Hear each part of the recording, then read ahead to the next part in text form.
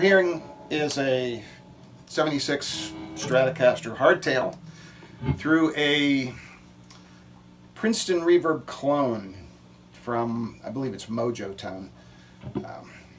Which brings the topic today of tube amps versus digital modeling amps. Now, I'm not going to try and play both here and pretend that over the speaker of an iPhone you can hear the difference. So I'm just going to tell you, my thoughts on it. And it's funny because, we've had this debate before. I started gigging in 1967, rock bands. And, in the early or the late 60s, the debate then was, are pedals, distortion pedals, as good as an amplifier turned up? That was the big discussion. The first distortion pedal I got was the Electro Harmonix Big Muff Pi. And we would sit at our practice hall and we'd plug the pedal in and play it, and then we'd take it off and we'd turn the amp up and play that. And pretty much the decision amongst me and my crowd was that the pedal just didn't stand up to an amp cranked. Now, I started with a Princeton Reverb. Those were the cheap amps back in 1967. And soon moved up to a twin reverb. And in our rock band, there were two of us. And we would play those twin reverbs. You turn the volume all the way up to 10, treble up to about 8, middle somewhere between 3 and 4, the bass somewhere between 2 and 3. Get your Les Paul, crank that thing, hit that guitar, and it's just a glorious sound. It's just a glorious sound. It's loud, louder than, I don't know how I still have any hearing left playing that. And we moved from that into Marshalls, 50-watt Marshalls with a 412 cab. I couldn't afford a full stack. Back then, if you wanted a 100-watt Marshall with two 412 cabs, first of all, your local music store didn't have it. You might have to drive 150 miles to find one.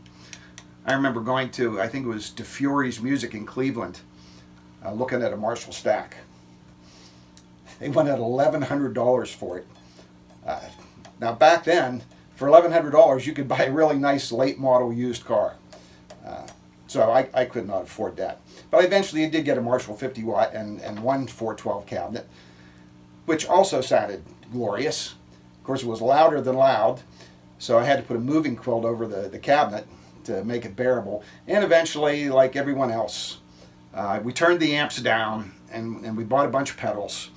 And for decades, that's what I played. I played a deluxe reverb with various pedals in front of it, and that's how I gigged for years and years. So this debate about the digital modeling amp versus the tube amp, I did try some digital modeling amps. I tried the Vox, whatever it was called, that modeled all the different amps. I had that on stage. And I tried a Line 6 of some sort.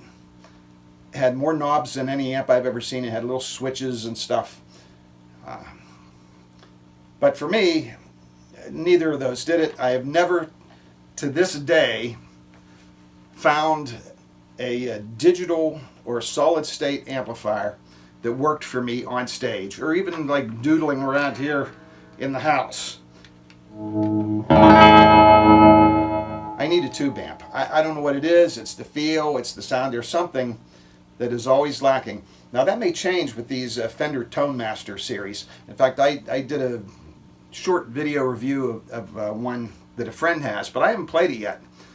But boy, listening to it, it sounded good. And he's a tube guy like me, and he's very happy with his Tone Master twin reverb. So possibly that'll work. Now, recording-wise, I have no problem using the digital stuff. I use Scuffum S-Gear. I use an 11 rack, and it's just so convenient to, not have to mic up an amp and move the mic around to get the sound you want and see if it sounds right in the room. You just call up the thing on the computer and tweak the knobs, and there you are. So I have no problem with the digital stuff there, but I have not made peace with the digital stuff on stage. Now that doesn't mean that it's not a good thing for some people. Some people like it, and some people sound really good with it. By the time it gets through a microphone into your PA system, speakers, you probably can't tell the difference anyway. But for me, I still need the tube amplifier. And probably that's because I'm old. And, you know, I started off with a Princeton Reverb, and today that's still considered, you know, a really good amp to have. So us old guys are kind of spoiled, I think, that stuff. But anyway, that's my thoughts on the digital modeling stuff. I do have a review, I said, of that Tone Master. I'll put a link somewhere up there. And yeah, that's my bullshit for today. So, talk to you later.